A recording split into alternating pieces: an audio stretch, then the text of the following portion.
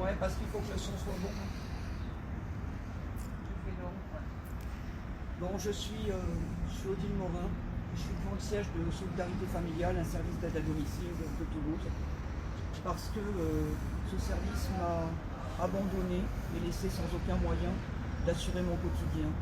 Alors que je suis en situation de handicap à cause d'une maladie génétique rare, ça c'est la partie visible, mais je suis aussi autiste Asperger et j'ai aussi eu un traumatisme crânien dans l'âge étant jeune.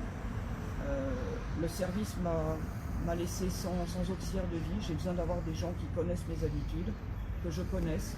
Sinon, pour moi, du fait de mes troubles neurodéveloppementaux, c'est complètement impossible de fonctionner avec des inconnus. Le service d'aide à domicile avait promis au service qui m'accompagne par rapport à mes particularités neurodéveloppementales d'assurer la transition. Ils ne l'ont pas fait. Et le département, qui sait pourtant quoi faire pour obtenir des services, qui sait quoi faire avec les services. Excusez-moi, je suis très fatiguée par ce qui se passe depuis vendredi et par la situation dans laquelle je suis mise.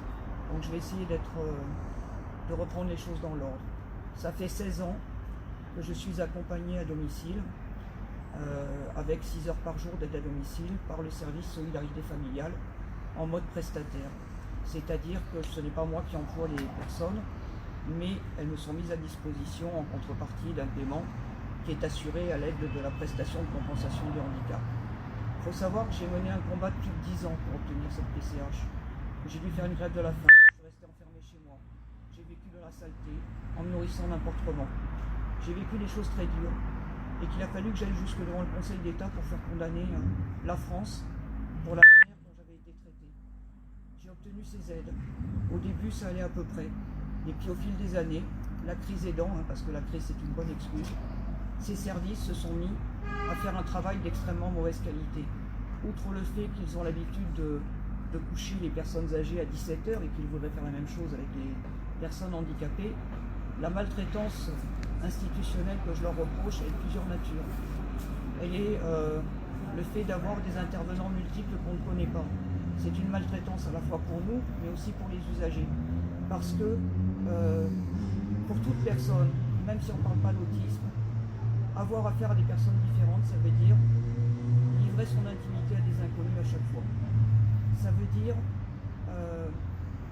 excusez-moi, j'ai fait partie des problèmes que j'ai, les troubles cognitifs, et mes auxiliaires sont aussi là normalement pour m'aider, pour me permettre de ne pas trop me fatiguer, pour me permettre de me concentrer sur l'essentiel, pour me permettre de ne pas oublier de prendre les médicaments, pour me permettre de ne pas oublier de manger, pour me permettre de ne pas oublier de faire des allers-retours pour essayer de continuer un peu de garder l'autonomie dans mon appartement, pour me rappeler qu'il est l'heure de partir parce que moi j'ai pas la notion du temps.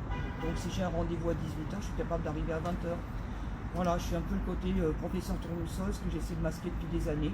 Et puis maintenant, j'en ai assez de masquer les difficultés qui sont les miennes et pour lesquelles la loi de 2005 normalement a prévu une compensation intégrale de mes handicaps pour me permettre effectivement dans cette société qui est inadaptée aux personnes différentes, pour me permettre de mener une vie au même titre que les autres, une vie de citoyenne.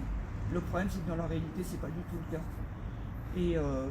Et donc ces services nous envoient des personnes multiples, nous envoient des personnes qui ne sont pas formées, c'est-à-dire que Pôle emploi envoie des personnes qui n'ont pas du tout choisi l'aide à domicile, qui ne connaissent pas du tout le handicap, et qu'on envoie comme ça chez nous au casse-pipe. Alors, je vais vous raconter les derniers épisodes, c'est par exemple pendant le confinement, une fille qui se pointe, qui arrive avec un masque qui était tellement peluché qu'on voyait qu'il avait dû être porté un mois d'affilée, or ça change toutes les 4 heures. Et puis elle le portait sous le nez. Et quand j'ai essayé diplomatiquement de lui dire que voilà, elle me mettait en danger et que est-ce qu'elle avait un autre masque, est-ce qu'elle pouvait le porter correctement, elle m'a dit non mais je sais ce que j'ai à faire, de toute façon on m'a dit que vous étiez pénible, donc de toute façon voilà. Et on me reproche d'avoir pris cette fille en photo avec son masque sous le nez, parce qu'à force de me dire que c'est pas vrai ce que je dis, il y a un moment où on est obligé de prendre les preuves. Donc en fait, j'ai des auxiliaires, il y en a une dizaine dans l'association avec qui ça se passe bien. Il y en a 3 qui interviennent régulièrement chez moi, avec qui ça se passe bien. Donc une qui est là depuis 10 ans, donc si ça se passait mal, je pense que depuis 10 ans, elle s'en serait plainte. Une autre depuis 3 ans. Et donc ces gens-là ces filles connaissent parfaitement mes habitudes, savent voilà, comment s'y prendre avec moi, savent qu'est-ce qu'il faut me faire chaque jour pour que je puisse me lever, m'habiller, être habillée, faire ma toilette, manger, prendre mes médicaments, faire mes séances d'oxygène, partir à mes rendez-vous, etc. Et pour me permettre justement de me concentrer sur ce qui est réellement important pour moi, c'est-à-dire les combats que je mène au travers de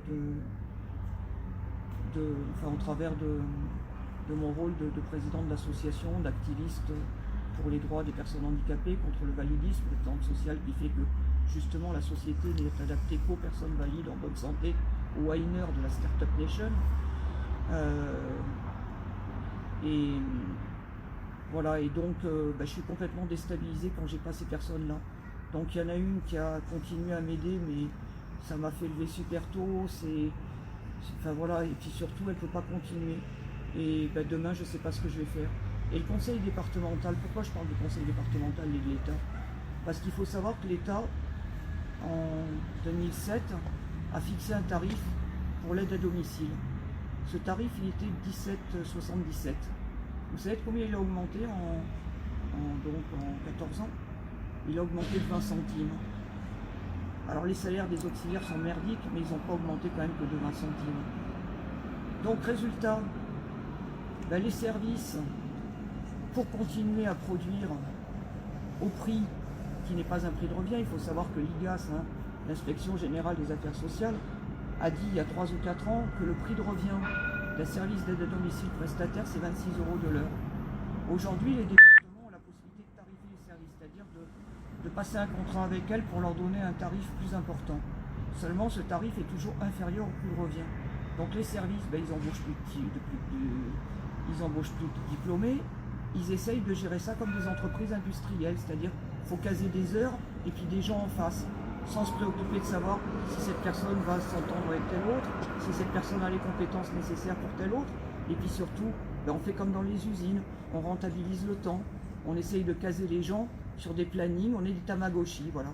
On est des tamagotchi, c'est pas autre chose.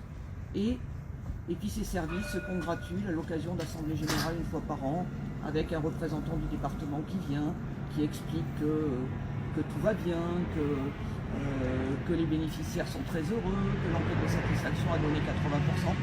Mais il faut savoir une chose, c'est que ceux qui se plaignent, ils ont le sort que je subis.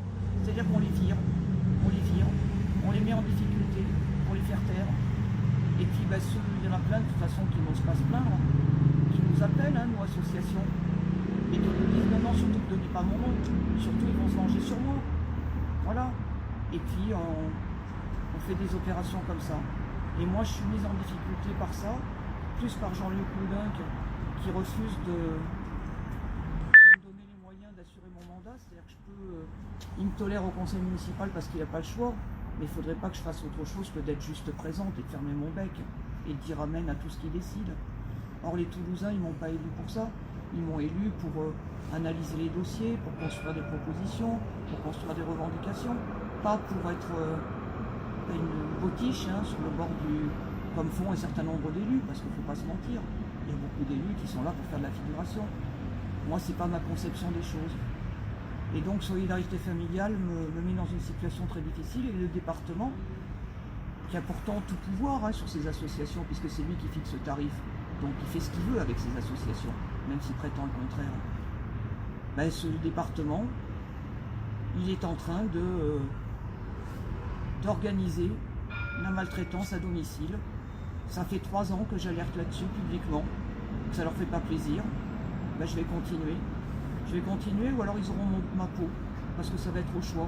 Soit ils vont réussir vraiment à faire complètement craquer, c'est possible. Je suis pas juste extension, ça sert ces gens-là, ça sert les gens du Parti Socialiste, ça sert les gens de La République En Marche, ça sert les gens des Républicains.